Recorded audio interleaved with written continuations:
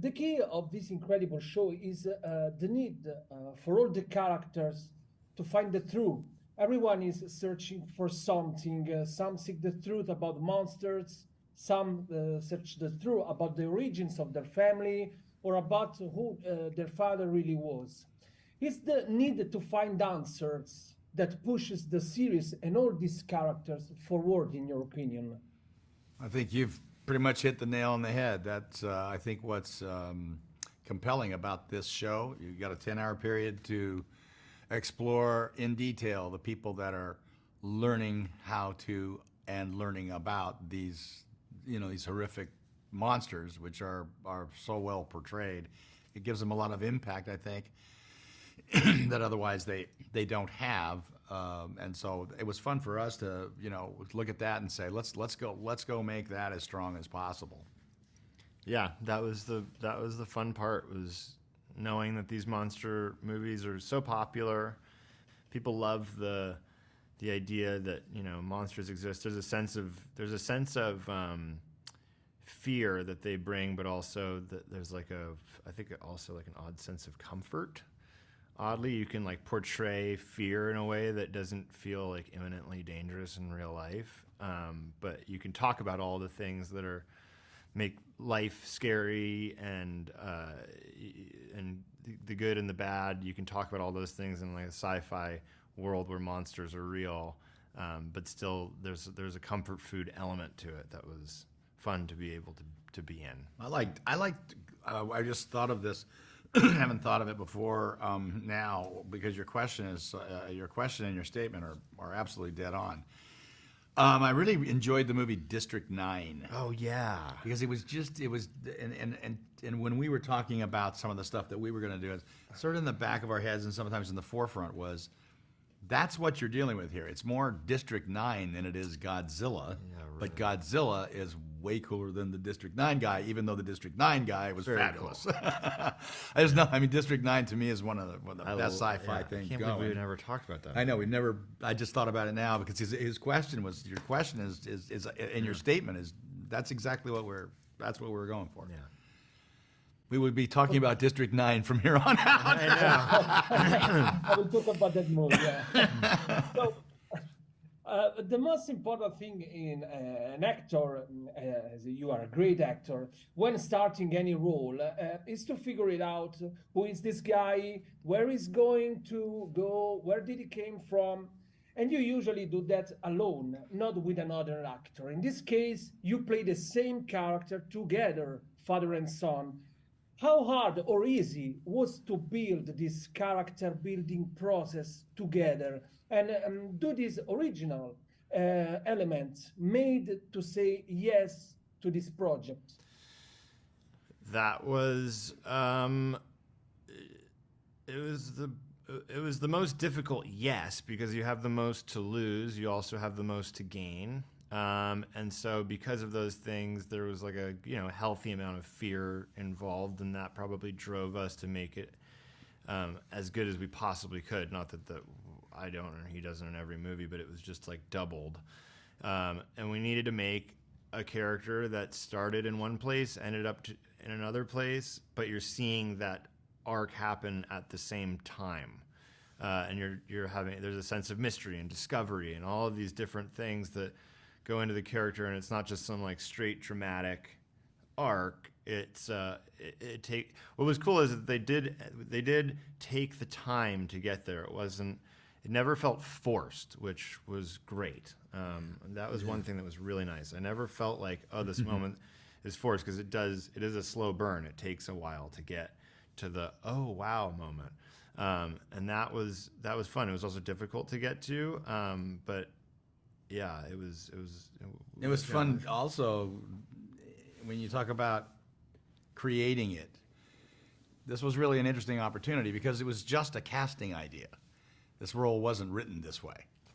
It was very different, in all honesty. So when this casting idea came along and we kind of looked at it and we started talking to them about it, everybody realized we're going to have to play to our strengths here. And it's got to work for the show. It's got to work for all the other characters. You're following a woman who's finding out things about her life and family and going down a rabbit hole that's terrifying for her because it involves these horrific monsters.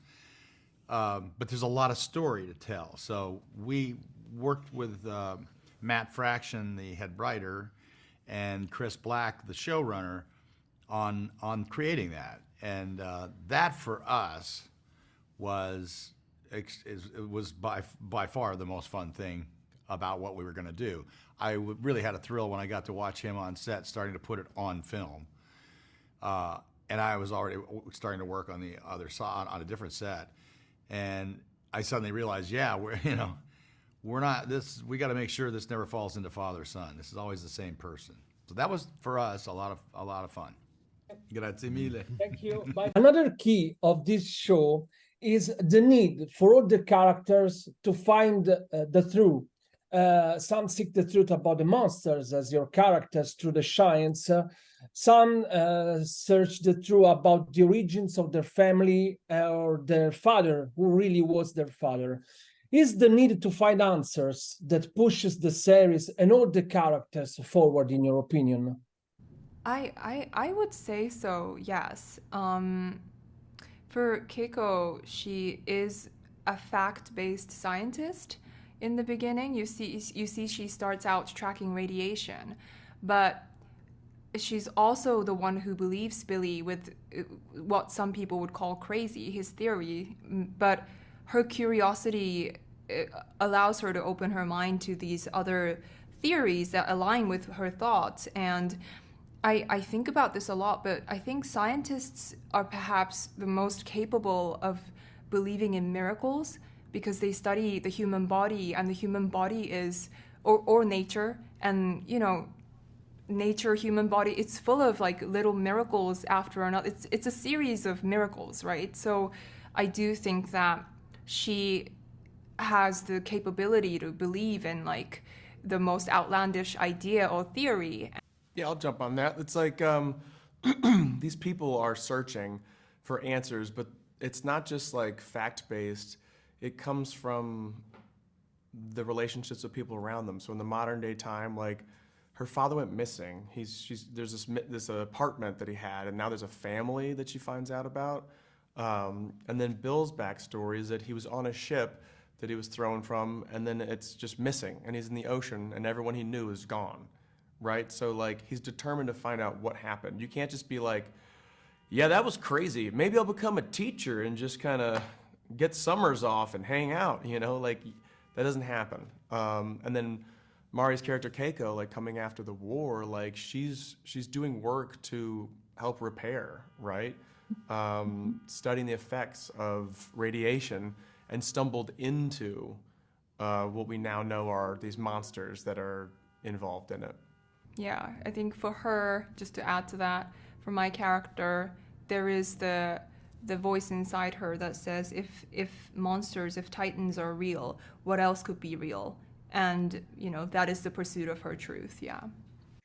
Okay, I got the last question for you, and it's about Godzilla. What is your relationship with the filmography of Godzilla? What was your first memory that you have of this legendary monster?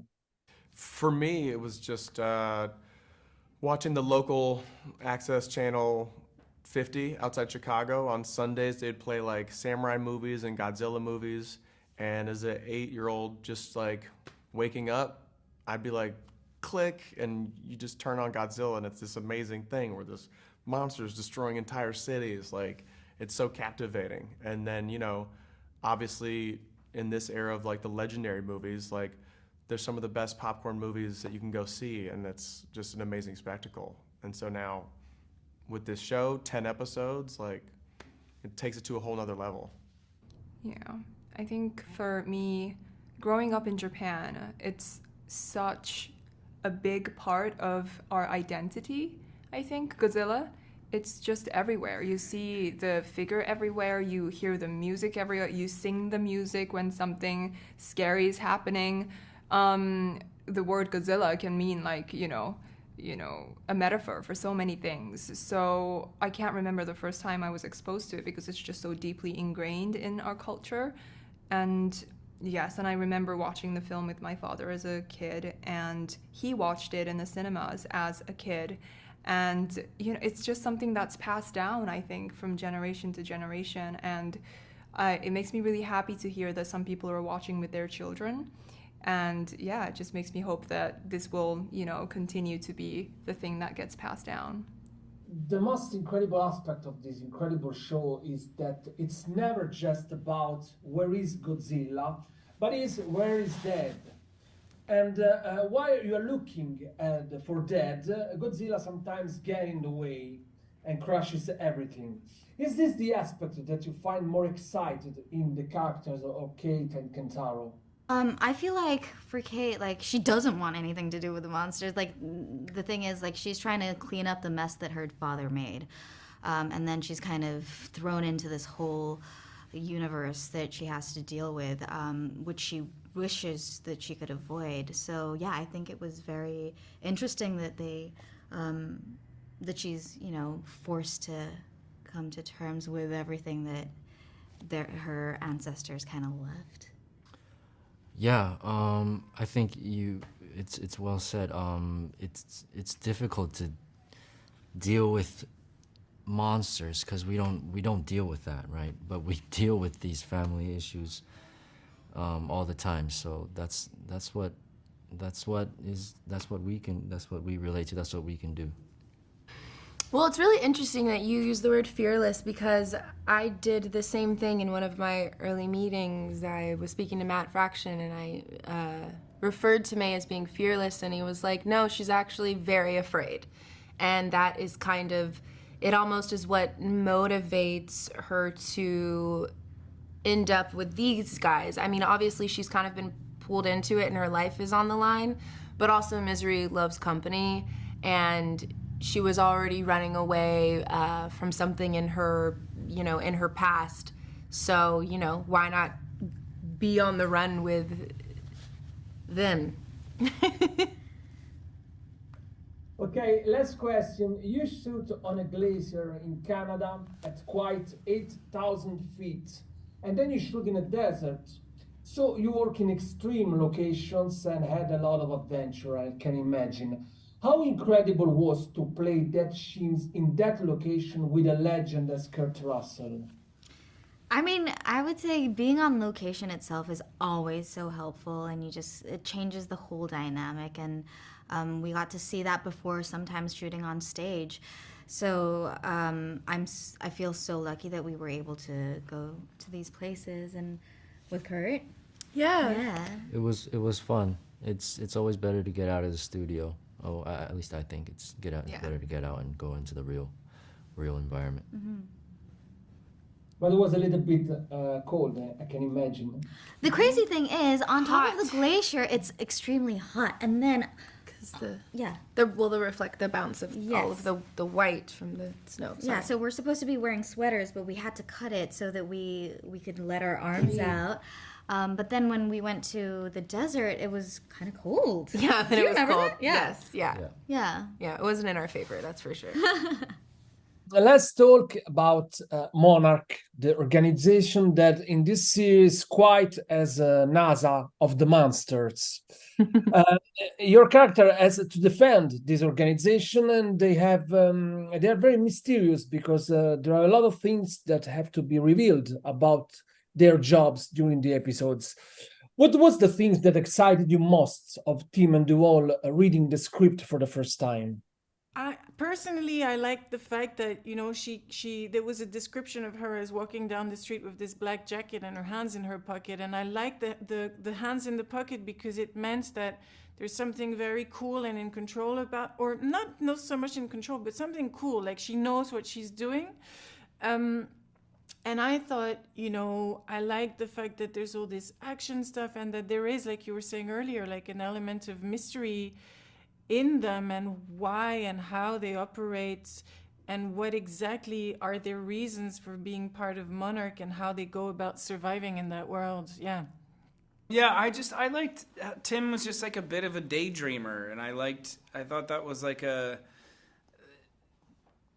such an interesting thing, that somebody wants to daydream and get out and chase monsters around.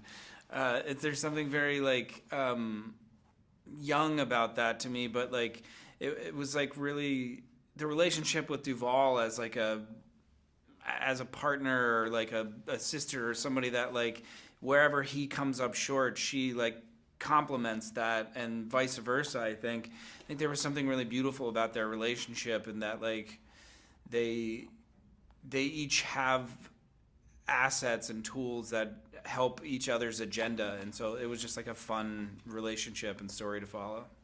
So one of the most interesting aspects is that this show is not only made for those who knew the Monsterverse and have seen all the movies of Kong and Godzilla, but it's also made for viewers that never seen a Titan in their lives. We can say it's a brand new world for both the characters of the show and the viewers. How was your preparation level of Godzilla before taking part of this show? I think actually, I mean, Joe will tell you for himself, but both him and I, like, there was only, you know, in a way, so much. Obviously, we know Godzilla, he's been around for so long, but there's only so much personally that I knew about the franchise, or about the early Godzilla films also, like, just to begin with, you know. And again, it's like our stories are indeed intertwined, but they stand alone as well. Like, they're not completely dependent on each other either. So you can just sort of watch our show and be in it for us too, without necessarily knowing about the rest. But of course, once you enter that world, your curiosity just, you know, leads you to wanting to find out about all of the other ones. So, you know, not only have we become more knowledgeable about that world, but also like becoming a fan myself, you know. Yeah, I mean, there's only so much you can do. There's only 70 years worth of material to look through, so that's not a lot.